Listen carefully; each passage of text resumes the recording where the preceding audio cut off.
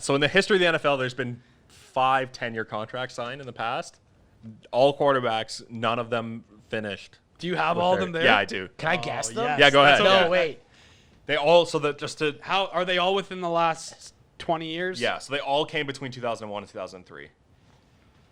Oh. Yeah. What? In that 2-year stretch? Or sorry, yeah, 2004, 2001 to 2004. So 3 years. 10-year deals. Did Brady sign one? No, Breeze? no. Manning? You guys, that's like before these guys. Well, they were all there then. No, but it's like Well, Breeze guys was who were like established by Michael Vick? Oh, Yeah. So Vic was actually the most recent one. McNabb. Yeah. Okay. Let me go through Vic here first. So Vic signed a 10-year, $130 million extension in 2004. He was released after the dogfighting charges in 2006. Okay. So you got 2 years out of that. Yeah. What do you know? Have their guarantees on there? No, I don't have the guarantees, just the total. Mahomes is 140. So they're all. I think. So actually, yeah. So I have this. They're all about. They all make about $10 million a year, give or take. Right. So based on percentage of the cap in 2001 or 2002, $10 million was about what $28 million a year is today. So even by that percentage, Mahomes is like blowing these guys out of the water. Right. I still think. Yeah, we can get into this after. the other I one- still think Mahomes is It was a bad deal For him. For him, really. But we'll all after we do. I don't know. this, Yeah, go through this and maybe. McNabb is one. So McNabb signed a 12-year, $115 million deal in So there's 2002. 2. Kurt Warner. No. So McNabb was traded to Washington in 2010. So he was like arguably the most successful of these guys. Steve McNair. Nope. Bledsoe. Yep. Drew Bledsoe signed a 10-year, $103 million deal with the Patriots in 2001. He was the least successful, arguably. He was traded to the Bills, a division rival, 14 months later. Good team. Dante Culpepper. Yep. That's a good one. He might also be one of the least successful ones. He signed a 10-year, $102 million deal in 2003. He was traded to the Dolphins in 2005. This is a shot in the dark. Jake Delhomme. No. Jake Delhomme. So there's one more. What? Was that 10? There's 5. There's been 5 10-year deals. Oh. Vic McNabb. There's one. Culpepper. Yeah. I think we only said Bledsoe. Vic. That's 4. Yeah, Vic, so there's one more. McNabb, Culpepper. Oh, there's only one more. Yeah. Yeah, there's one more. Stunned this guy hasn't been brought up yet. Favre. Yeah.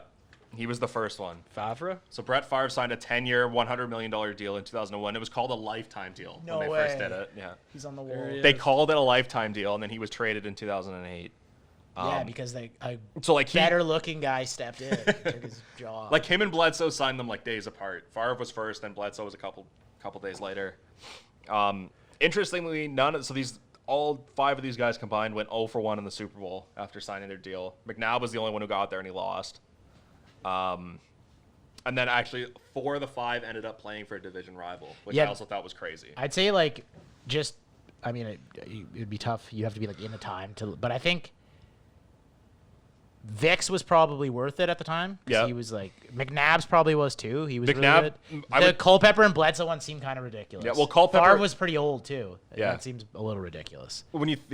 So McNabb and Vic, obviously, though I think you could Vic's is a little bit of an asterisk, but I think you could argue that McNabb's even paid off in hindsight. They were really good. They go to like the conference finals, like They got to a Super Bowl too. or the conference championship game like 4 years in a row. That I don't know. They I went know to the Super Bowl with TL. and lost to the Patriots. Fucking Favre Patriots. also had he played 7 years on that deal, was ultimately traded. And then he almost won an MVP with the Vikings, right? Yeah. So the Mahomes deal, I understand. For him, there's no he's almost a billionaire if he plays it out. He has 140 million guaranteed. I think it Well, hurts. it's 440 million guaranteed, isn't it? No, it's is it? I thought it was like a 140. ton. No, it's 140. Oh, is it? 140. Yeah. Which is still an insane amount Yeah. of money. But I Yeah, think it's like imagine he just breaks quits. both his Yeah. he breaks 100 both his ankles tomorrow. He's still got 140 140 million. million.